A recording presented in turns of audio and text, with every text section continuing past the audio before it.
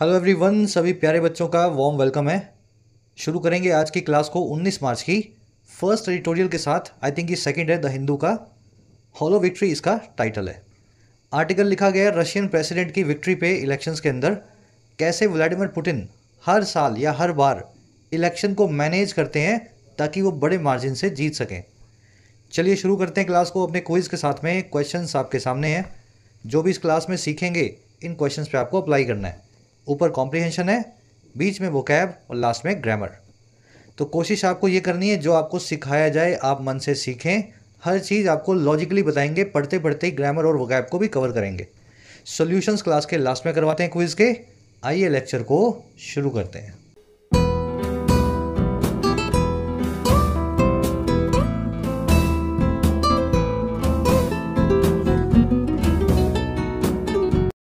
चलो जल्दी से सब बच्चे क्लास को लाइक दे करके शेयर कर दो। जो बच्चे चैनल पे नए हैं सब्सक्राइब कर लो। 5 मिनट में आपको समझ में आ जाएगा बेसिक लेवल से इंग्लिश को कैसे प्रिपेयर किया जाए। कह रहे होलो विक्ट्री। विक्ट्री मतलब जीत, और होलो का मतलब होता है खोखली या खोखला। अब खोखला तो समझते हैं ना, जिसके अंदर कुछ ना हो, बस बाहर बाहर से पाइप जैसा हो। तो ये विक्ट्री जो है पाइप के जैसी है, होलो है, खोखली है, अंदर से कमज़ोर है। इसको आप वैल्यूलेस या वर्थलेस भी बोल सकते हैं। कहने को तो पुतिन जीत गए, लेकिन वो अकेले ही रेस में दौड़ रहे थे, तो जीतना तो फिर था ही, है ना। चलिए अब टाइटल देखेंगे पैराग्राफ को। कह रहे the manner of Putin's win exposes the underlying weakness of the regime. कह रहे जो मैनर है, जो तरीका है पुतिन की जीत का या विन का, वो एक्सपोज करता है, वो सबके सामने खोल के बताता है। एक्सपोज करना, किसी चीज़ को सबके सामने रिवील करना, खोल के बताना। अच्छा, किसको बताता है भाई? इसको बताता है अंडरलाइंग वीकनेस को, अंदर बसी हुई वीकनेस को। हर वो चीज़ अंडरलाइंग है जो अंडर में लाई कर रही है, जो अंदर छुपी हुई है। कह रहे उस छुपी हुई वीकनेस को या कमजोरी को, जो है पुतिन के रिजीम की, पुतिन के प्रशासन की। अगर पुतिन का प्रशासन इतना कमज़ोर ना होता तो इलेक्शन को इतना ज़्यादा मैनेज ना करना पड़ता, इतने जतन ना मारने पड़ते जीतने के लिए। तो जितनी मेहनत पुतिन ने की है वो तरीका हमें बताता है पुतिन कितना अंदर से कमज़ोर है। मैनर सब्जेक्ट है, एक्सपोजेज इसकी वर्ब है। एक्सपोज करना, रिवील करना, डिस्क्लोज करना, अनअर्थ करना, अनवील करना, सभी जो है किसी चीज़ को अनकवर करने के लिए, है ना, सबके सामने खोल के बताने के लिए यूज़ होते हैं। अंडरलाइंग मैंने आपको बता दिया, जो अंडर में लाई कर रहा हो, जो छिपा हुआ हो, लेटेंट हो, हिडन हो, फंडामेंटल हो। चलिए अब एक क्वेश्चन है, मैं यहीं पे आपसे पूछ लेता हूँ। और यार आज मैं क्या भूल गया इसको, इस कॉन्सेप्ट को अच्छे से आपको डिटेल में करवाना। हालांकि करवा चुका हूँ काफ़ी बार। आप अपनी डायरी खोलोगे नोट्स वाली तो आपको दिखेगा। मैनर का मतलब होता है तरीका, लेकिन आपने अंग्रेजी में एक और वर्ड सुना होगा मैनर्स। उसका मतलब क्या होता है? उसका मतलब होता है तमीज। तमीज। मैनर और मैनर्स में क्या फ़र्क है? ये मत बोलना सर उसमें एस लगा हुआ इसमें नहीं लगा हुआ, ऐसा मत बोलना। मैनर्स में एस लगा हुआ इसमें नहीं लगा हुआ। इन दोनों से कॉन्सेप्ट ट्रिगर होता है प्लूरल और सिंगुलर फॉर्म्स का एक ही वर्ड की जब अलग अलग मीनिंग देती हैं। ठीक है, manner, manners, blind, blinds, iron, irons, water, waters, spectacled, spectacles. याद है ना? तो एस लगा करके कुछ वर्ड्स अपना मीनिंग बदल लेते हैं। वो सारे वर्ड्स की लिस्ट को एक बार अपनी डायरी में खोल के देख लेना। आज ये कॉन्सेप्ट मैं डालना भूल गया एडिटोरियल प्रिपेयर करते वक्त, फिर कभी किसी क्लास में करवा दूंगा। चलिए आगे बढ़ते हैं। जल्दी से इस वोकैब की, आर्टिकल की वोकैब को देखेंगे। सारे वर्ड्स एक साथ देख लो ताकि आप इसको स्मूथली पढ़ सको। क्लास को एक लाइक और एक शेयर देना जरूर से। आप में से जो स्टूडेंट्स किसी एग्जाम के लिए प्रिपेयर कर रहे हैं, एसएससी के लिए, banking, railways, defence, EPFO, steno, तो टेक्स्ट बुक के मॉक टेस्ट पासेस पे lowest price ever sale active हो चुकी है। 219 रुपये के प्राइस पे 1 साल का आपको मॉक टेस्ट पास मिल रहा है इस सेल के दौरान। तो ये मल्टीपल एग्जाम्स जो आप प्रिपेयर कर रहे हैं, एक सिंगल मॉक टेस्ट पास में कवर हो जाएंगे। 70,000 मॉक टेस्ट आपको मिल जाएंगे सभी एग्जाम्स के इंक्लूडेड। इस पास को आप प्रो वर्जन में भी बाय कर सकते हैं 307 रुपये में, जिसमें आपको प्रीवियस ईयर पेपर्स भी मिल जाएंगे मॉक की फॉर्म में, आप उनको भी अटैम्प्ट कर पाएंगे। सेल का फायदा लेने के लिए कमेंट सेक्शन में जाएं, आपको मिलेगा टेक्स्ट बुक का लिंक, लिंक पे क्लिक करें। जो भी प्राइस आपको दिखाए उस पर कूपन आपको लगाना है YT10। जैसे इस कूपन को लगाएंगे आपके प्राइस का, पास का प्राइस घट के हो जाएगा 219 रुपये। इसी तरीके से जो प्रो वाला पास है वहाँ भी आपको यही कूपन लगाना है और प्रो वाला पास आपको 307 में अवेलेबल हो जाएगा। Link is in the comment section, जिसको ज़रूरत है फ़ायदा आप ले सकते हैं सेल का। ऑलराइट, वो कैप शीट अपनी 5 वर्ड्स हैं। इंटीग्रल से शुरू करेंगे, ज़रूर से इसको टेलीग्राम से डाउनलोड कर लेना शीट को। इंटीग्रल का मतलब होता है इनसेपरेबल। जैसे कामयाबी से हार्डवर्क जो है इनसेपरेबल है। आपने बहुत कम कामयाब लोग देखे होंगे जो निठल्ले होंगे। समझ पाए मेरी बात को? जैसे शिक्षा के बिना खुशी जो है इनसेपरेबल है शिक्षा से, एजुकेशन से। आपने बहुत कम अनपढ़ लोग देखे होंगे जो सच में खुश होंगे, है ना? समझ पा रहे हो ना इंटीग्रल वर्ड को कैसे यूज़ करना है? Risk is integral in stock markets. Risk integral होता है, इनसेपरेबल होता है, अलग थलग नहीं होता है स्टॉक मार्केट से। जहाँ भी रिस्क होगा वहीं पे रिटर्न्स मिलेंगी। रिवॉर्ड और रिटर्न्स, रिस्क और रिटर्न साथ साथ चलते हैं। अब ये जो इंटीग्रल है इसी को इनहेरेंट, अंडरलाइंग या इमनेंट भी बोलते हैं। देखिए इनहेरेंट वही मीनिंग है। अंडरलाइंग आपने भी आर्टिकल में देखा, जो अंडरलाई कर रहा हो, जो आधार में छुपा हुआ हो। स्टॉक मार्केट में रिस्क छुपा होता है उसके आधार में। समझ पा रहे हो? तो अंडरलाइंग और इंटीग्रल ऐसे एक दूसरे के सिनोनिम बनते हैं। चलिए, ये वर्ड आप आर्टिकल में देख चुके हैं। थोड़े अजीब से वर्ड हैं ये, लेकिन इनको यूज़ करके देखो 3-4 बार, है ना? In her success there is underlying a lot of hard work. उसकी कामयाबी में छुपा हुआ है, हिडन है, अंडरलाइंग है या इनसेपरेबल है बहुत सारा हार्डवर्क, बहुत सारी मेहनत। अगला वर्ड हमारे पास हेल्म। हेल्म का मतलब होता है स्टीयरिंग व्हील। किसी गाड़ी का, ट्रक का, जहाज का, शिप का, बोट का जो स्टीयरिंग व्हील होता है जिससे आप उसको घुमाते हो गोल गोल इधर उधर, तो उसी को बोलते हैं हेल्म। अगर आप एट द हेल्म हैं तो आप किसी चीज़ को स्टीयरिंग व्हील पकड़ के चला रहे हैं, या फिर आप यूँ कह दें किसी चीज़ की आप अगुवाई कर रहे हैं। The technocrat has been at the helm of company for 2 decades। ये जो टेक्नोक्रेट है ये कंपनी की अगुवाई कर रहा है, हेल्म पे है 2 decade से, पिछले 20 सालों से। ठीक है। Indian politics is eight the helm of BJP government. Bharat की जो सरकार है वो हेल्म पे है, यानी उस सरकार की अगुवाई कर रही है बीजेपी की जो है बीजेपी पार्टी। मतलब समझ गए ना अब इस वर्ड को कैसे यूज़ करना है। अब ये एट द हेल्म एक फ्रेज होता है अंग्रेजी में, इसको इसी तरीके से यूज़ करना है। अगर आप ऑन द हेल्म लिखा हुआ देखें तो गलत होगा। ठीक है, एट द हेल्म। जिस आदमी ने स्टीयरिंग पकड़ा हुआ है वो एट द हेल्म है, वो किसी चीज़ की कमान संभाले हुए है, लीडरशिप लेकर के बैठा है। चलिए अगला वर्ड हमारे पास पेन्स टेकिंग। देखिए पेन्स यानी दर्द। पेन मतलब दर्द, पेन्स मतलब बहुत सारे दर्द, और टेक मतलब लेना। अगर किसी चीज़ में आप बहुत सारा दर्द लें या फिर किसी चीज़ को बहुत डिटेल में करें तो आप पेन्स टेकिंग उस काम को कर रहे हैं। बहुत केयर और एफर्ट के साथ जो काम होता है वो पेन्स टेकिंग होता है, क्योंकि उसमें पेन बहुत सारा आप टेक करते हैं। ठीक है। Divers made a painstaking research of the debris of the crashed aircraft. गोताखोरों ने, डाइवर्स ने एक बहुत केयरफुल और मेहनत वाली सर्च की या तलाश की मलबे की या डिब्री की, इस क्रैश किए गए एयरक्राफ्ट के। मलबा समझते हैं ना, जो टूट फूट करके रह जाता है किसी भी बड़ी चीज़ में से छोटा पार्ट, उसको मलबा या डिब्री बोलते हैं। इसका एस साइलेंट होता है। तो ये पेन्स टेकिंग वर्ड, जिसमें पेन टेक करते हैं, बहुत मेहनत करते हैं, बहुत ध्यान रखते हैं किसी काम में, आप ऐसे इसको यूज़ करते हैं। अब देखो पेन्स टेकिंग को पंक्चुलियस, फास्टिडियस और मेटिकुलस भी बोला जाता है। अगर आप ये तीनों चीज़ें बन जाते हैं ना तो आप बहुत परफेक्शनिस्ट होते हैं। छोटी छोटी डिटेल्स का ध्यान रखते हैं कोई काम को करते हुए, एकदम माइनर अंदर बारीकियों तक घुस जाएंगे। समझ गए? एकदम परफेक्शनिस्ट आर्टिस्ट। कोई मूवी डायरेक्टर है, कोई पेंटर है, कोई सॉन्ग राइटर है, म्यूजिशियन है ना, आर्टिस्ट है, राइटर है। तो इस तरह का जब आप काम करने लगते हैं तो आप मेटिकुलस, पंक्चुलियस या फास्टिडियस हो जाते हैं। चलिए आगे बढ़ते हैं।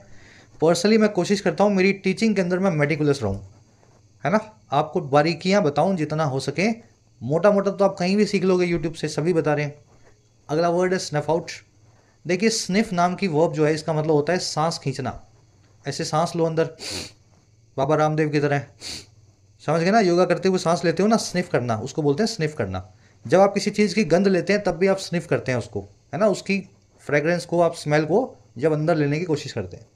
अब स्निफ आउट से बना है स्नफ आउट। ये स्निफ आउट भी बोल सकते हैं इसको, स्नफ इसकी सेकंड फॉर्म है। जब आप एक्सेल करते हैं, सांस बाहर छोड़ते हैं, इसको बोलते हैं स्नफ आउट करना। अब देखो जब भी आप स्नफ आउट करेंगे, जोर से सांस बाहर छोड़ेंगे, जनरली आप किसी आग को बुझाने के लिए छोड़ेंगे। कोई मोमबत्ती है, कैंडल है, दिया है, लाइटर है। समझ पा रहे हो? ऐसे करते हैं ना बर्थडे की अपने, क्या करते हो मोमबत्तियों को बुझाने के लिए, तो वो फूंक मारना कहलाता है स्नफ आउट करना। और यहीं से इस फ्रेजल वर्ब को बनाया गया है। फूंक जनरली मारी जाती है आग को बुझाने के लिए। इसी तरीके से ज़िंदगी में अगर कोई भी चीज़ आप ख़त्म करते हैं तो आप उसको स्नफ आउट करते हैं, put an end to something. ठीक है, अब ज़रूरी नहीं है लाइटर मोमबत्ती की बात हो रही हो, आपने किसी और चीज़ को ख़त्म किया, किसी बुरी आदत को ख़त्म किया, कोई भी चीज़ जिसको आपने डिसकंटिन्यू करने की कोशिश की, आप उसको स्नफ आउट करेंगे। स्निफ आउट की सेकंड फॉर्म स्नफ आउट। अब देखो अंग्रेजों ने जैसे बनाई है बिल्कुल वैसे ही आपको समझाई है मैंने। ठीक है, 3 fire brigades were called in to snuff out the deadly fire. 3 fire brigades को बुलाया गया था ताकि डेडली फायर को स्नफ आउट किया जा सके, बुझाया जा सके या ख़त्म किया जा सके। डिफीट करना, क्रश करना भी इसका जो है सिनोनिम्स है। जैसे India snuff out Australia in the latest test match series. India ने ख़त्म कर दिया ऑस्ट्रेलिया को, स्निफ आउट कर दिया लेटेस्ट टेस्ट मैच सीरीज में। स्टैंप आउट भी इसका सिनोनिम है। स्टैंप का मतलब होता है पाँव रख करके किसी चीज़ को मरोड़, क्या करते हो, क्रश कर देते हो ना पाँव रख के, स्टैंप आउट करना। वहीं से स्नफ आउट से स्टैंप आउट नाम की फ्रेजल वर्ब भी बनी है। चलिए ये वर्ड आप आर्टिकल में फ्रेज देखेंगे। चलिए लास्ट वर्ड है फैकेट। इसको अंग्रेजी में बोलते हैं फुसाट। लिखा क्या हुआ है, फैकेट, बोला जाता है फुसाट। फैकेट या फुसाट का मतलब होता है एक आउटर डेकोरेशन जो किसी चीज़ को अच्छा बनाने के लिए यूज़ हो। मुखौटा बोल सकते हैं, मास्क बोल सकते हैं। जैसे हम सब लोग फुसाट पहनते हैं एक हंसी का, अंदर से खुश नहीं भी होते तो भी सबके सामने हंसते हैं, सबसे हंस के बात करते हैं। समझ पा रहे हो मेरी बात को? तो ये मुखौटा ही आपका फसाड है। The military dictatorship of the country is struggling to maintain a facade of democracy. जो आर्मी डिक्टेटरशिप है, मिलिट्री की तानाशाही है इस देश की, वो स्ट्रगल कर रही है एक डेमोक्रेसी के मुखौटे को मेंटेन करने में, लोकशाही के, जमहूरियत के मुखौटे को बनाए रखने में। कुछ कंट्रीज़ में ऐसा होता है ना, जहाँ पे मिलिट्रियाँ बैठ जाती हैं और वो खुद ही चलाती हैं कंट्री को, और लेकिन ऑन पेपर कंट्री जो है मुखौटा पहनी हुई है डेमोक्रेसी का। ठीक है, तो ऐसे इस वर्ड को आप यूज़ कर सकते हैं। Disguise, veneer, pretence, massacred. Mask से बनाए मैस्करेड, सभी इसके सिनोनिम्स हैं। मिलिट्री डिक्टेटरशिप के लिए कौन सा वन वर्ड है अपने पास? क्रेसी से ख़त्म होने वाला, क्रेसी, क्रेसी याद है ना, डेमोक्रेसी, प्लूटोक्रेसी, पेंटाइसोक्रेसी। क्रेसी से ख़त्म होने वाला कौन सा वन वर्ड है जो मिलिट्री डिक्टेटरशिप को बताता है? सब बच्चों को आना चाहिए, कमेंट्स में डाल देना। नहीं डालोगे तो फिर आप क्लास देख नहीं रहे हो ठीक से, या फिर है ना रेगुलर नहीं हो आप, बताना कमेंट्स में। चलिए अब आगे बढ़ते हैं, एक समरी आपको दें। पुतिन फिर जीत गए, 25 साल से जीतते आ रहे हैं। 88% वोट जो है पुतिन को पड़ते हैं 100 में से। ये कारनामा पुतिन करते कैसे हैं? पुतिन एक सिंपल सा काम करते हैं कि रेस में मैं अकेला दौड़ूंगा और फिर दिखाओ मुझे मैं कैसे हारूंगा। आप सारी अपोजिशन को पकड़ के जेलों में डाल दो, बड़े बड़े अपोजिशन के लीडर्स को एक्सटर्मिनेट कर दो, उनको मरवा दो, प्रोसिक्यूट कर दो, और फिर जिसको खड़ा करो अपने सामने वो भी आप ही का आदमी हो। ऐसा जब इलेक्शन आप मैनेज करते हैं ना, तो फिर आपको ईवीएम मैनेज करने की ज़रूरत भी नहीं है, जैसे इंडिया में बोलते हैं।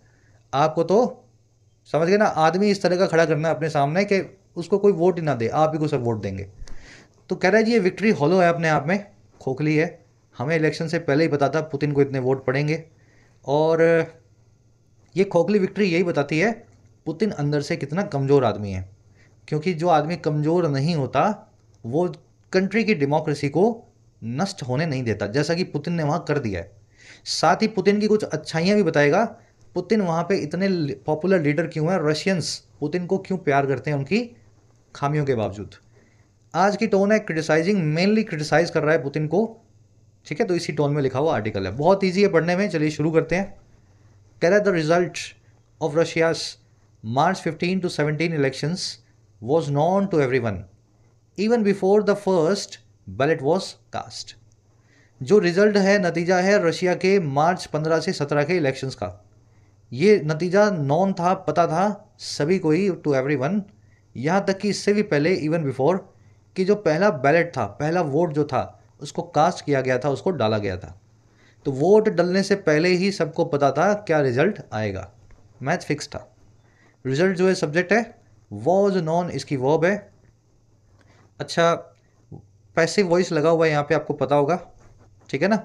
वॉज प्लस में वर्ब की थर्ड फॉर्म, एक्टिव पैसिव को साथ में देखते ही जाना है। बैलेट की वर्ब है वॉज कास्ट। सेंटेंस में एक एरर है, ढूंढ के बताओ कहाँ है, फिर उस कॉन्सेप्ट को आपको मैं करवाता हूँ। अच्छा, नॉन जो है एक ऐसी वर्ब है जो पैसिव में यूज तो होती है, लेकिन इसके डूअर के लिए आप बाय का इस्तेमाल नहीं करते हैं। It is not known by me, गलत हो जाएगा, it is known not me, not known to me. Active passive की क्लास में ये सारी स्पेशल वर्ब्स आपको बताई हुई हैं, कुछ ऐसी वर्ब्स जो पैसिव के अंदर अपने बाद में बाय नहीं लेती हैं, नहीं तो 99.99999% वर्ब्स जो अपने बाद में बाय लेंगी। बस यही 8-10 वर्ब्स हैं जो आपको याद रखनी है। नो है, लाफ है ना, ये सारी वर्ब्स। बढ़े आगे, चलो एक्टिव पैसिव का लेक्चर खोल लेना, 8 वर्ब्स को एक बार फिर से देख लेना। चलो एरर कहाँ पे है वो अभी आपको आगे बताते हैं, थोड़ा सा फ्लो बना लो, वापस आएंगे इस सेंटेंस पे। कह रहे the only question that needed to be answered was what the winning margin of president Vladimir Putin who has been at the helm for nearly a quarter century would be. कह रहे खाली यही सवाल, the only question जो needed था, जिसको ज़रूरत थी कि जवाब दिया जाए, आंसर किया जाए, वो ये था कि क्या होगा winning margin, what winning margin Vladimir Putin का, जो कि एट द हेल्म बैठा है, who has been at the helm, जो कमांड लेकर के, लीडरशिप लेकर के बैठे हैं लगभग क्वार्टर सेंचुरी से, यानी 25 सालों से रशिया की। कह रहा क्या होगा ये वोटों का मार्जिन उनका, व्हाट मार्जिन वुड बी। तो एक यही सवाल था, ये तो पता था कौन जीतेगा, ये नहीं पता था कितने वोट से जीतेगा।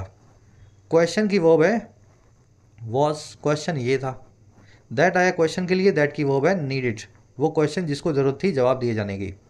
विनिंग मार्जिन की वर्ब है would be, what the winning margin would be, ऐसे सेंटेंस बनाए, और व्लादिमीर पुतिन की जगह के लिए हु लगाया गया है, और हु की वर्ब है has been. At the helm होना, इंचार्ज होना, किसी चीज़ की लीडरशिप या अगुवाई में होना। पुतिन ने हेल्म यानी कि स्टीयरिंग व्हील को पकड़ा हुआ रशिया के, पुतिन ही रशिया को चलाते हैं। ठीक है, समझ आ रहा है सब कुछ, स्ट्रक्चर देख लो सेंटेंसेस की कितनी प्यारी है। ये सब्जेक्ट यहाँ रखा है, वर्ब इसकी यहाँ है, मार्जिन की वर्ब है यहाँ, है ना, हु आया है पुतिन के लिए, दैट आया है क्वेश्चन के लिए, ऐसे पूरी स्ट्रक्चर बनी हुई है। कहना on Monday Russia's central election commission और CEC said mister Putin had one nearly 88% of votes, while nearest rival Nikolai Kharitonov of the Communist Party got 4.31%. Monday को रशिया के सेंट्रल इलेक्शन कमीशन ने ये कहा, क्या कहा, कि पुतिन जीत चुके थे लगभग 88% को वोट्स के, और जबकि नीरस जो पुतिन का राइवल था, सबसे नज़दीकी जो प्रतिद्वंदी था, जो कॉम्पिटिटर था, निकोलाई खारितनोव जो है कम्युनिस्ट पार्टी का, उनको मिल गए 4.5% वोट। ठीक है, तो आप देख रहे हो रेस में अकेला कैसे दौड़ रहे हैं। CEC जो है chief election commission, central election commission, verb है इसकी सेड, मिस्टर पुतिन की वर्ब है हैड वन, पास्ट परफेक्ट का इस्तेमाल यहाँ किया गया है, निकोलाई खारितोव की वर्ब है गॉट। बढ़े आगे, द वोट यहाँ पे कॉमन प्लूरल नाउन है। एक्चुअल में द वोट जो है ना, टेक्निकली यहाँ पे एस लगना चाहिए, ठीक है, 80% ऑफ द वोट्स, है ना, प्लूरल बनाना ही पड़ेगा इस नाउन को, अगर आप प्लूरल नहीं बनाओगे तो 88% आप जो है इसमें से नहीं निकाल पाओगे। चलो इस सेंटेंस में पास परफेक्ट को देख करके, फिर सुन लो, इस सेंटेंस में पास परफेक्ट को देख करके फर्स्ट सेंटेंस में जो एरर है वो आपको पता लग जानी चाहिए। कह रहे जी the country saw a record turnout of 77.44% and the result showed that Russia is united under the long time leader according to the Ella Pamfilova the CEC chief. Country ने देखा एक रिकॉर्ड टर्नआउट को, turnout का मतलब होता है कितने voter show up करते हैं, टर्नआउट करते हैं, पार्टिसिपेट करते हैं इलेक्शन में, कितने लोगों ने वोट दिया।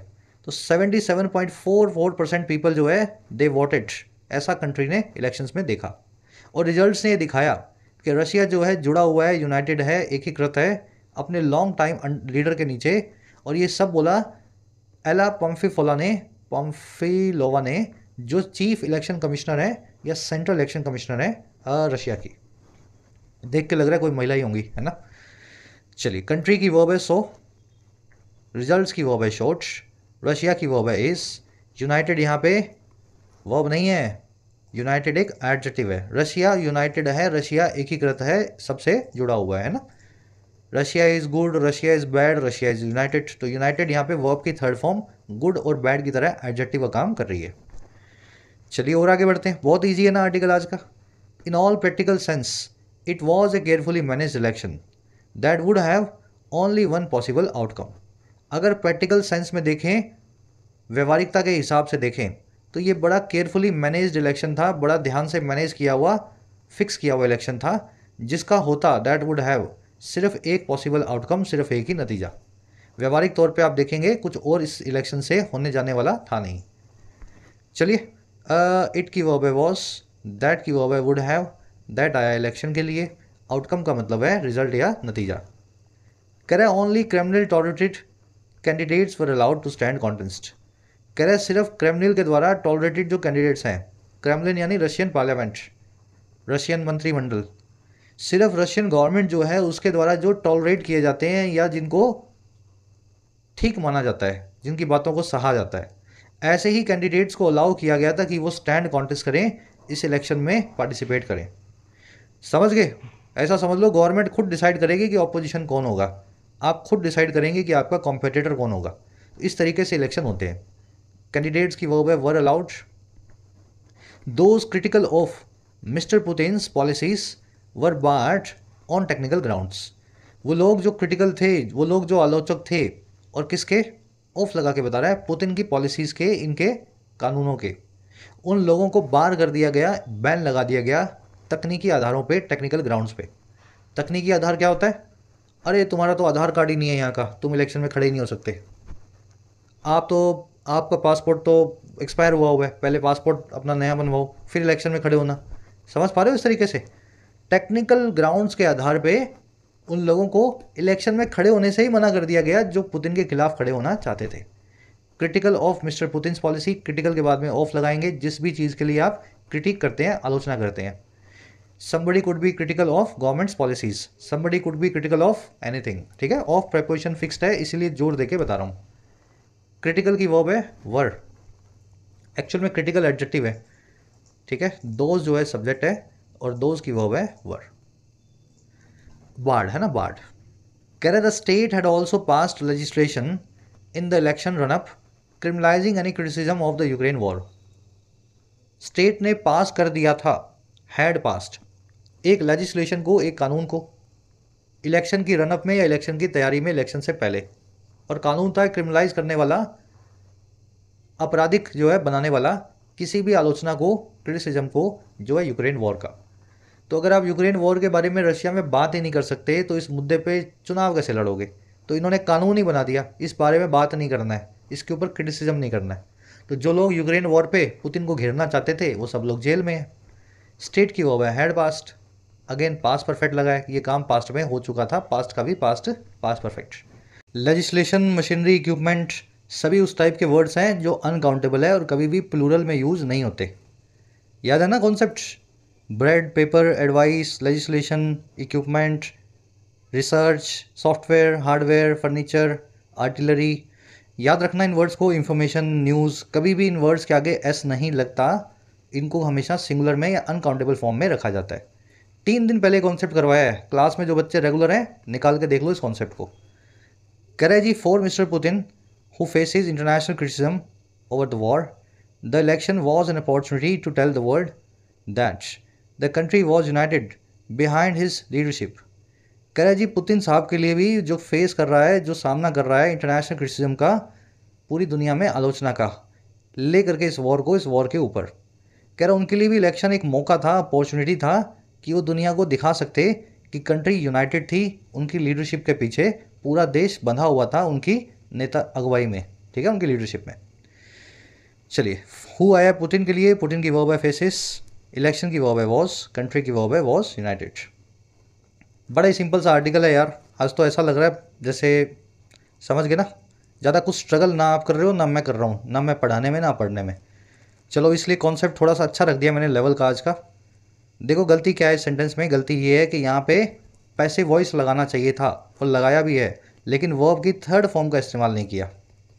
कास्ट, कास्टेड, कास्टेड ऐसे ही होता है ना, V1 V2 V3, तो पैसिव वॉइस में वॉज प्लस में V3 लगनी थी, जो कि इसने शायद लगानी भूल गया। देखो ये गलती नहीं है, क्योंकि ये जो कास्ट है ये एक ऐसी वर्ब अंग्रेजी में जिसका V1 V2 V3 बराबर होता है। समझ पा रहे हो? वो सारी स्पेशल वर्ब्स आपको याद होंगी, that have V1 is equal to V2, V2 is equal to V3। तो कास्ट उन्हीं में से एक वर्ब है, और ऐसी सारी वर्ब्स मैं आपके सामने लिख भी देता हूँ। कास्ट, कोस्ट, ब्रॉडकास्ट, फोरकास्ट, है ना, फोरकास्ट, फिर दो दो तीन तीन लेटर वाली hit, cut, put, set, V1 V2 V3, set set set, cut cut cut, put put put, है ना। इसमें फिर 4 लेटर वाली भी आ जाएगी, जैसे कि हर्ट, 5 लेटर वाली स्प्लिट, स्प्लिट, फिर बर्स्ट है, बर्स्ट मतलब फूट जाना किसी टायर का, गुब्बारे का, स्प्लिट मतलब अलग हो जाना, ठीक है। वेड, वेड भी इसी में डाल देना, बिड और वेड, वेड और बिड। तो याद रखना है भाई साहब इन वर्ब्स को। शट, शट एंड क्विट भी, आई क्विटेड गलत होगा, आई शटेड गलत होगा, I quit, V1 V2 V3 same रहेगी। तो बार बार आपको इसीलिए याद करवाते हैं, इन वर्ब्स में गलती नहीं करनी है। तो यहाँ पे कास्ट जो है V1 V2 V3 बराबर होने की वजह से यहाँ पे लिखा गया the ballot was cast. Error यहाँ पे ये है कि आपने पास्ट परफेक्ट टेंस का इस्तेमाल इस सेंटेंस में नहीं किया जो करना चाहिए था। कॉन्सेप्ट भी देख लो उसका ये है, जब भी दो पास्ट इवेंट्स हो, ध्यान देना पास्ट इवेंट्स, जब भी दो पास्ट इवेंट्स हों तो उनमें जो पास्ट का भी पास्ट होता है, यानी पुराने का भी पुराना इवेंट होता है, उस इवेंट को आप पास्ट परफेक्ट में लिखते हैं, ठीक है। The exam started before I reach the hall, exam शुरू हो गया था इससे पहले कि मैं हॉल में पहुंचा।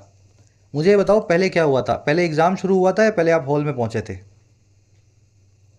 मैं कह रहा हूँ एग्ज़ाम शुरू हो गया था इससे पहले कि मैं हॉल में पहुंचता। तो जब भी बिफोर लग जाए, तो जो पहले वाला इवेंट होता है वो पुराना इवेंट होता है, एग्ज़ाम शुरू हो चुका था। और ऑर्डर इन टाइम वाला जो इवेंट है उसको आप पास्ट परफेक्ट में लिखें, यहाँ लिखें एग्ज़ाम हैड स्टार्टेड, ठीक है। ये कॉन्सेप्ट आपको याद रखना है, बिफोर के साथ में ये कॉन्सेप्ट लगता है। चलो अब यहाँ पे आई रीच द हॉल, यहाँ पे आपने इंडेफिनिट टेंस का इस्तेमाल किया है पास्ट में दूसरे वाले एक्शन को बताने के लिए। ये जरूरी नहीं है, यहाँ पे आई रीच्ड की जगह पे आई कुड रीच भी लिख सकते थे, समझ पा रहे हो। पास्ट इंडेफिनिट की जगह पे आप मॉडल वर्ब का भी इस्तेमाल कर सकते हो। हार्ड एंड फास्ट नहीं है कि आप हमेशा आई रीच्ड ही लिखेंगे, लकीर का फ़कीर नहीं बनना, मैं आपको यही समझा रहा हूँ। आई कुड रीच होता तो भी सेंटेंस का मीनिंग यही होता, और यहाँ पे आगे लगने वाला था past perfect. The train arrived after we reach the station, train पहुंची जब हम स्टेशन पहुंच गए थे। पहले क्या हुआ, पहले हम स्टेशन पहुंचे फिर ट्रेन पहुंची, तो we after we had reach the station, हमारे स्टेशन पहुंचने के बाद ट्रेन आई, तो we had reach the station, हम पहले पहुंच चुके थे। तो आफ्टर के बाद में जो इवेंट आता है वो ऑर्डर इन टाइम होता है और उसमें पास्ट परफेक्ट का इस्तेमाल होता है। The train left before we reach the station, train जा चुकी थी इससे पहले हम स्टेशन पहुंचते, तो बिफोर से पहले लगाना है, the train had left. Before से पहले और आफ्टर के बाद वाले एक्शन को पास्ट परफेक्ट से बताना होता है, ऐसे याद रख लो अगर आप ट्रिक लगानी चाहो दिमाग में ना। हालांकि ट्रिक की जरूरत ही नहीं है, मैं तो आपको लॉजिक ही दे रहा हूँ, लॉजिक के आगे सारी ट्रिक्स फेल हैं। The exam started after I reach the hall, after I had reach the hall, जब मैं पहुंचा उसके बाद में एग्जाम शुरू हुआ, तो पहले मैं पहुंचा, I had reached. Last sentence दे रहा हूं एज अ होमवर्क, क्वेश्चन देख लो कौन सा टेंस कैसे लगेगा चेक करो। पास्ट परफेक्ट पैसिव में भी लग सकता है, ये भी देख लेना, जरूरी नहीं है एक्टिव ही लगे। हैड बिन V3 जो एक्टिव पैसिव फॉर्म है पास्ट परफेक्ट की, वो भी इस्तेमाल कर सकते हो। अच्छा लेवल का क्वेश्चन है, कमेंट्स में इसका आंसर डाल दो, सही वर्ब को, बस वर्ब को सही कर दो। अगर इस टुक को सही करना है तो इसको सही कर दो, और डिस्कवर्ड को करना है तो इसको कर दो। अटैम्प्ट जरूर करना, आपके अटैम्प्ट करने से ही आप सीखोगे। मुझे कॉन्सेप्ट आते हैं, काफ़ी टाइम से मैं इन कॉन्सेप्ट को जानता हूँ, ठीक है भाई। मेरे लिए क्लास नहीं है, ये क्लास आपके लिए है। अब आ जाओ नेक्स्ट पैराग्राफ पे। करेजी over the years mister Putin 71 has mastered a complex model of a tightly held state with regular elections and little dissent. पिछले कई सालों में मिस्टर पुतिन जो हैं 71 साल के जो हो गए हैं, वो मास्टर कर चुके हैं एक कॉम्प्लेक्स मॉडल को, पेचीदा मॉडल को, जो है टाइटली हेल्ड स्टेट का, ऐसी स्टेट जिसको बहुत टाइटली इन्होंने होल्ड करके रखा हुआ है, पकड़ के रखा हुआ है मुट्ठी में। और जो करवाते होती है ये स्टेट है रेगुलर इलेक्शन और लिटिल डिसेंट के साथ। इलेक्शंस इसमें बार बार हो रहे हैं, और डिसेंट जो है या नाराज़गी जो है, डिसएग्रीमेंट जो है लोगों का, वो लिटिल है। कोई 10,000 में से एक आदमी जो है पुतिन के खिलाफ बोलने की हिम्मत करता है। तो ये जो है 71 साल का पुतिन जो है बड़े अच्छे से मास्टर कर चुका है फॉर्मूला। पुतिन की वर्ब है has mastered, present perfect tense लगा हुआ है। Tightly held, tightly maintained, strongly maintained, अच्छी तरह से मुट्ठी में जकड़ा हुआ होता है tightly held. Caret to his credit he remains a popular leader. अब कह रहा है ये इनके क्रेडिट की बात है, ये इनके इस बात का क्रेडिट इन्हीं को जाता है कि वो फिर भी एक पॉपुलर लीडर है लोगों के लिए, लोगों में फेमस नेता है। क्यों फेमस है भाई, अब अच्छी बातें बताएगा पुतिन की। For many Russians he rebuild the state in the early 2000s। बहुत सारे रशियंस के लिए वही आदमी ऐसा आदमी है जिसने रीबिल्ड किया है स्टेट को, रशिया को, अर्ली 2000 में, 2000 सन के आसपास। और ये कब हुआ? After the decade of humiliation of the 1990s। Decade के बाद में, उस दशक के बाद में जो था शर्म का या ह्यूमिलेशन का, 1990 का। इसमें क्या हुआ था? That followed the collapse of the USSR, जिसने फॉलो किया कोलैप्स को या ढह जाने को यूएसएसआर के। तो काफ़ी सारे रशियंस को ये लगता है कि यूएसएसआर का जब टूटना हुआ था 90s में, 92 में, 91 में, उस ह्यूमिलेशन या शर्म के बाद में पुतिन नाम के लीडर ने आकर के रशिया को फिर से खड़ा किया है। ठीक है, इसलिए वो प्यार करते हैं पुतिन से। ही की वो रिबिल्ट और दैट आया है 1990s के डेकेड के लिए। दैट की वो है फॉलोड। कोलैप्स का मतलब होता है ढह जाना, फॉल करना, ब्रेक इनटू पीसीज होना। सही बात है, ये बात बिल्कुल सही है। अगर आप इसको टेक्निकली देखें तो इस बात में कोई भी दो राय नहीं है। पुतिन जैसा लीडर अगर रशिया को ना मिलता तो 90 के दशक के बाद में रशिया जहाँ खड़ा है बड़ा मुश्किल होता खड़ा होना। ठीक है, पर्सनल तौर पे हमें भी ऐसा ही लगता है इंडियंस को। Statism rooted in Orthodox Christian conservative values replace the state sanction communism of Soviet years. जो स्टेटिज्म था, स्टेटिज्म का मतलब है सेंट्रल गवर्नमेंट का बड़ा पावरफुल होना, स्टेट का यानी सेंट्रल गवर्नमेंट का कंट्रोल करना। कह रहा है स्टेटिज्म जो वहाँ पे चलता है अभी, जो रूटेड है, जिसकी जड़ में है Orthodox Christian conservative value. Russia में ऑर्थोडॉक्स क्रिश्चियन चर्च का राज है, मतलब उसी के हिसाब से रशिया चलता है। तो कह रहा है ऐसा स्टेटिज्म जो है ना, इसने रिप्लेस कर दिया, जगह ले लिया, सुपरसीड कर दिया स्टेट के द्वारा सैंक्शन कम्युनिज्म को, साम्यवाद को, जो था सोवियत के सालों का। तो कम्युनिस्ट से Russia Orthodox Christian conservative state बन चुका है आज के डेट में, जहाँ पे central government under the leadership of Putin जो है सब चीज़ों को देखती है। और पुतिन काम करता है, क्रेमलिन काम करता है चर्च के अंडर में। कह रहा है he stood up to the west seeking to restore Russia's great power glory. ये आदमी जो है स्टैंड अप टू किया, स्टूड अप टू किया, स्टैंड की सेकंड फॉर्म है स्टूड, यानी सामने खड़ा होना, चुनौती देना। इसने चुनौती दिया वेस्ट को, स्टैंड अप टू किया वेस्ट को, सीख करते हुए, ढूंढते हुए या कोशिश करते हुए कि बहाल करे, रिस्टोर करे रशिया की ग्रेट पावर की ग्लोरी को, उस महानता को जो रशिया की पावर के साथ में रशिया को मिली थी। ही की वो स्टूड अप टू। कह रहे he brought wars within Russian territories to end ensured economic and political stability. इसने ब्रिंग किया वॉर्स को जो रशिया के अंदर हो रही थी एंड की तरफ। चेचन वॉर के बारे में आपने सुना होगा, चेचन्या था, है ना। तो चेचन्या को इसने ख़त्म किया, चेचन्या को अपने साथ मिला लिया, रशिया के अंदर की वॉर्स को ख़त्म कर दिया। और फिर इसने इंश्योर किया आर्थिक और पॉलिटिकल स्टेबिलिटी को रशिया में, और and expanded the countries borders, countries के बॉर्डर्स को भी एक्सपेंड किया, एरिया को भी बढ़ा दिया, with the annexation of Crimea in 2014। Annexation के साथ ही, कब्जे के साथ ही, क्राइमिया नाम के इस प्रोविंस के जो यूक्रेन में था 2014 में। तो 2014 में भी यूक्रेन पे हमला करके क्राइमिया इनसे छीन चुका है रशिया। तो रशिया ने अपना स्टेट भी एक्सपेंड किया है, वॉर्स को ख़त्म किया है, स्टेबिलिटी को लाने की कोशिश की है अंडर पुतिन। चलिए, ही पुतिन के लिए आया, तीनों वर्ब्स पुतिन की है, he brought, he insured and he expanded. कह रहा but he also turned the state into a militaristic authoritarian machinery. कह रहा लेकिन उसने टर्न भी कर दिया स्टेट को एक मिलिट्री के द्वारा बनी हुई अथॉरिटेरियन मशीनरी में, तानाशाही मशीन में। That sought complete dominance at home, जो सॉर्ट करती थी, सीख की सेकंड फॉर्म है सॉट, जो कोशिश करती थी पाने की कंप्लीट डोमिनेंस को रशिया के अंदर एट होम। और क्या सॉर्ट करती थी? And counter balancing against the west abroad, counter balance करने का काम या वजन बराबर करने का काम वेस्ट के सामने, बाहर रशिया से अब्रॉड।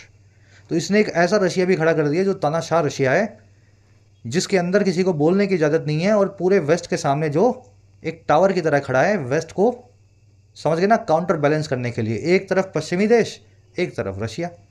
ठीक है, तो ऐसा भी इसने एक खतरनाक मिलिट्री एम्पायर भी पुतिन ने खड़ा करके दिखाया।